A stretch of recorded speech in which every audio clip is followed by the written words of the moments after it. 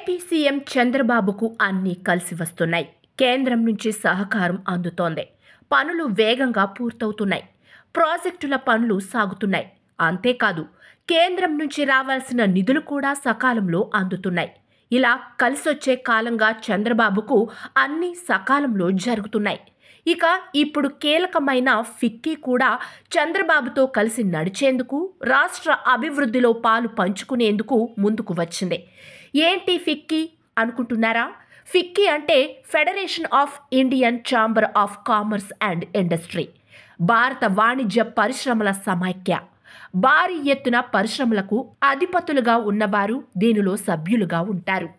తాజాగా వీరు విజయవాడలో సమావేశం అయ్యారు. దీనికి సీఎం చంద్రబాబును ఆహ్వానించారు.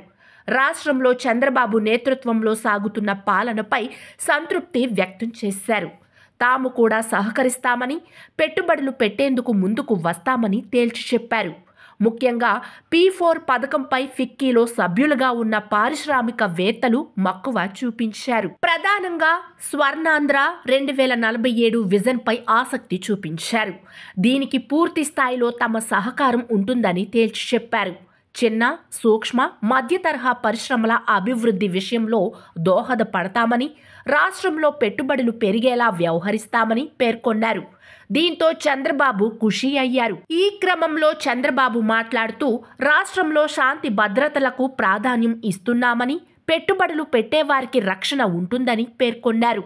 పెట్టుబడులకు సింగిల్ విండో విధానంలో అనుమతులు మంజూరు చేయనున్నట్టు వివరించారు.